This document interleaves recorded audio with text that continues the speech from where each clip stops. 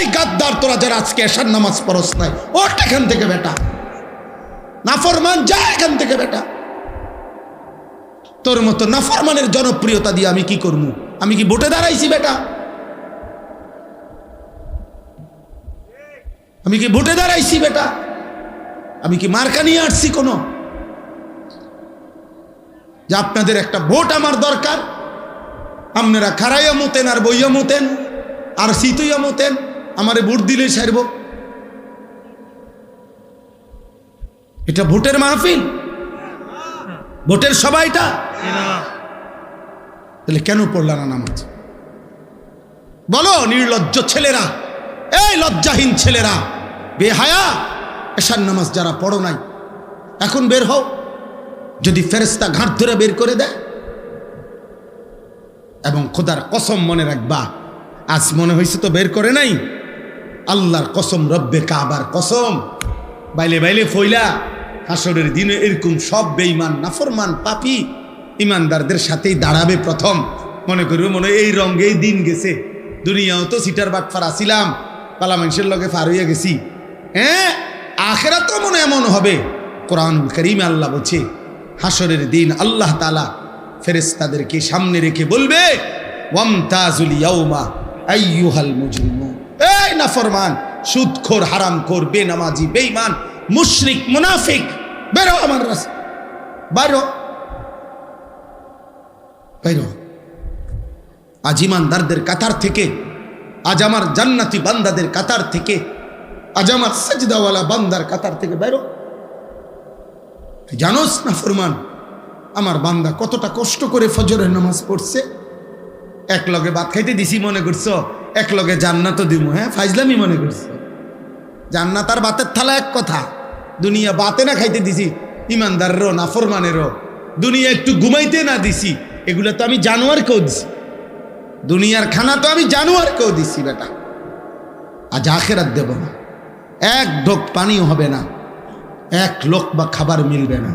বেরো। আলাম আহাদ ইলাইকুম ইয়া বনি আদমা আল্লা তা'বুদুশ শাইতান। আল্লাহ বলবে, বান্দা আমি কি বারবার শুনাই নাই? আমি কি বারবার তোমার কাছে এই কথা পৌঁছাই নাই? আমি কি বারবার তোমার কাছে বলি নাই আল্লাহ তা'বুদুশ শাইতান? হে আমার বান্দা মুমিন, কোন অবস্থাতেই শয়তানের গোলামি করো না। আমি কি বলি নাই? ইন্নাহু লাকুম আদুউম মুবিন। আমি কি বলি নাই বান্দা যে শয়তান তোমাদের প্রকাশ্য শত্রু? শয়তান তোমাদের প্রকাশ্য শত্রু। তাহলে শয়তানকে তো আমরা দেখি না, অথচ আল্লাহ কোরআনে বারবার বলেছেন আদুউম মুবিন, শয়তান প্রকাশ্য শত্রু। তাইলে কই শয়তান? তাফসীরের মধ্যে লিখছে মুফাসসিরিন উলামায়ে কেরাম, প্রত্যেকটা গুনাহ যেখানে হয় ওইটাই শয়তান। এই গুনার আকৃতি যেটা, এটাই শয়তানের আকৃতি।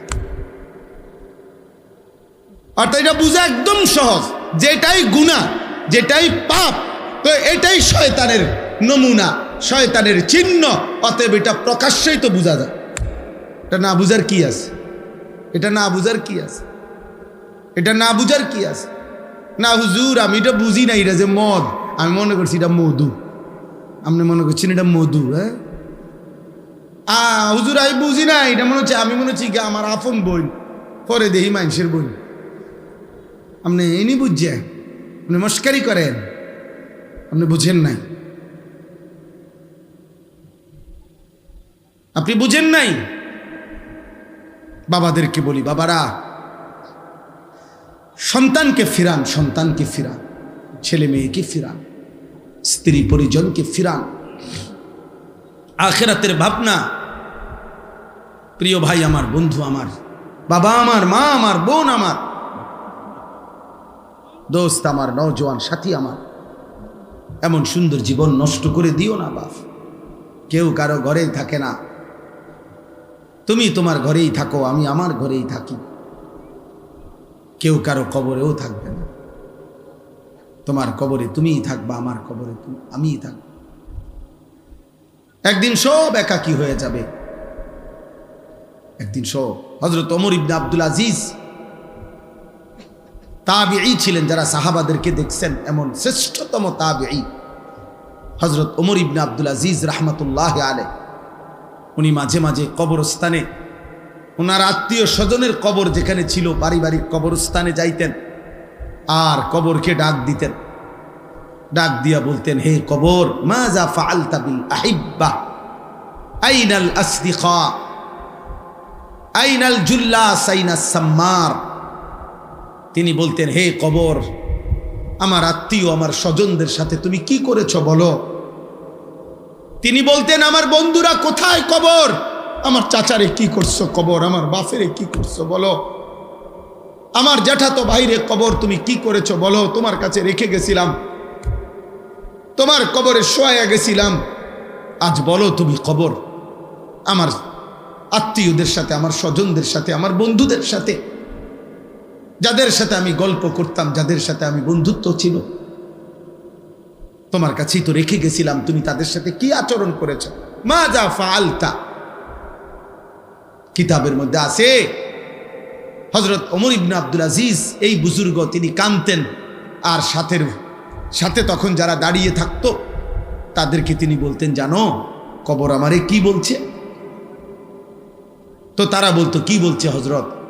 আমি স্পষ্ট যেন শুনতে পাচ্ছি, কবর আমাকে বলছে, হে ওমর ইবনে আব্দুল আজিজ, তোর স্বজনের সকলকেই আমি হাড্ডি চামড়া গোশত চোখ নাক কান একটা একটা অঙ্গ খুলে খুলে মাটির সাথে মিশায় দিছি। আজ মাটি খুঁড়ে দেখ, তোর স্বজনের কারো অস্তিত্ব আর খুঁজে পাবে না। আমি মাটি সমান করে দিছি, আমার মাটি আমি মিশায় ফেলছি, কারণ আমি মানুষ তো মাটিরই তৈরি, এজন্য আমার মাটি আমি রেজা রেজা করে ফেলছি। এজন্য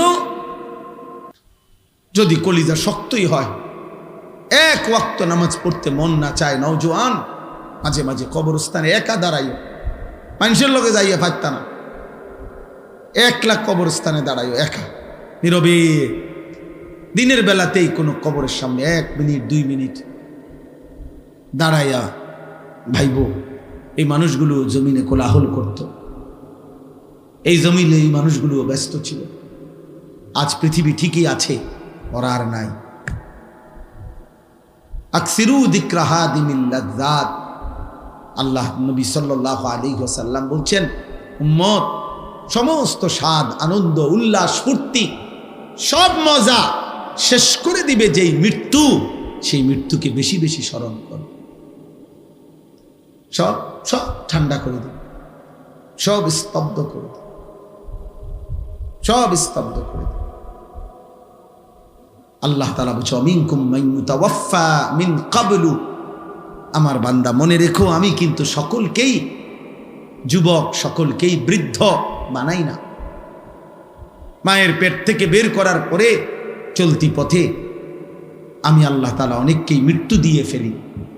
দেয় কথা বলে না, জন্মিলেই তো বুড়া হয়, প্রত্যেকটি বাচ্চাই তো নিশ্চিত বুড়ো হয়, বুড়ো হয়।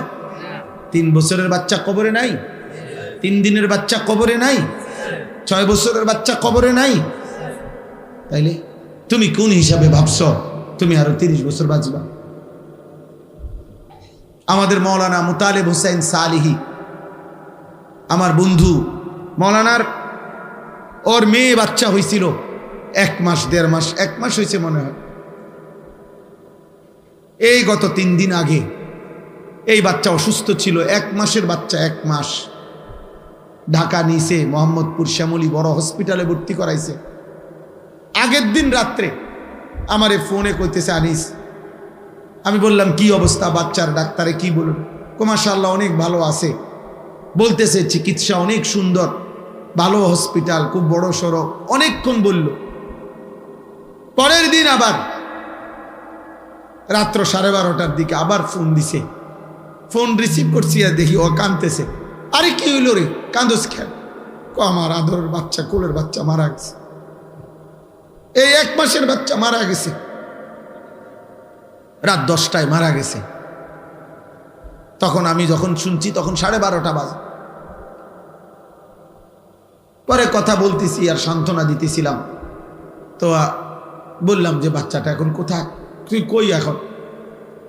তো একটা কথা বলছে, কয় গাড়িতে আমি আমার বাচ্চারে কোলে নিয়ে আইতেছি, আমার বাচ্চা আমার দিকে তাকায় আছে। কি ভাই, 1 মাসের বাচ্চা, এক বাবা মনে করেন সেই ঢাকা থেকে লাকসাম পর্যন্ত এই 5-6 ঘন্টা রাস্তা, ছোট্ট মাসুম বাচ্চা মৃত, যে বাবা কোলে করে নিয়ে আসছে, তার কলিজাটা তখন কেমন লাগছে?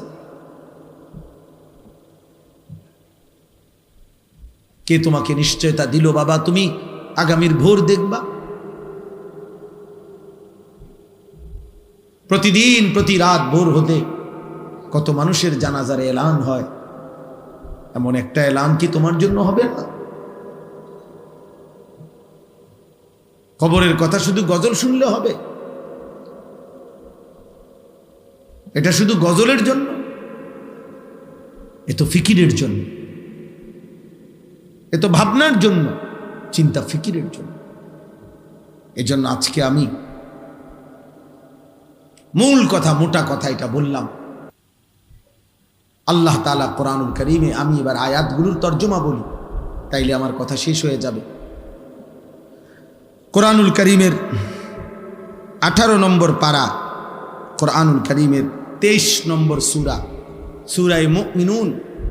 এই সূরার 8টি আয়াত আমি তেলাওয়াত করেছি, ছোট্ট ছোট্ট আয়াত। আমি অল্প তর্জমাটা বললেই বুঝবেন, সবাই বুঝবে। ছেলেরা, বাবা, তোমরাও শোনো, তোমরা নিজের উপরে দয়া করো ভাই,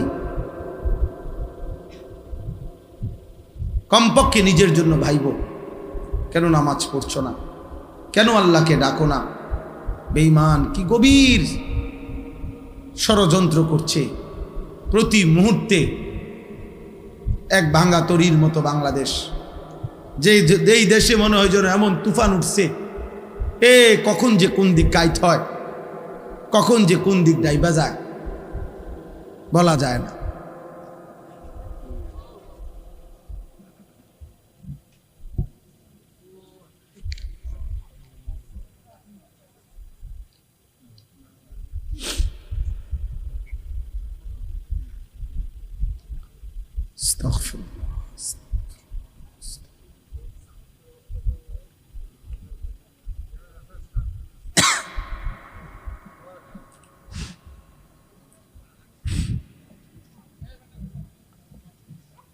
এজন্য আমরা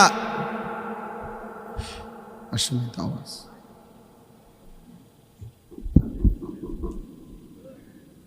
তোমরা নওজোয়ান, তোমরা তো তোমাদের ফুর্তিতে আছো।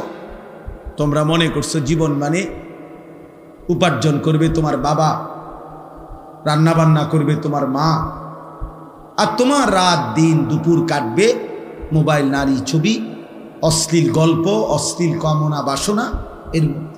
কিন্তু তোমরা জানো না বাপ, দেশ, মাটি, সীমান্ত, প্রতি ইঞ্চি জমিন নিয়ে এই পরিমাণ গভীর ষড়যন্ত্র চলছে।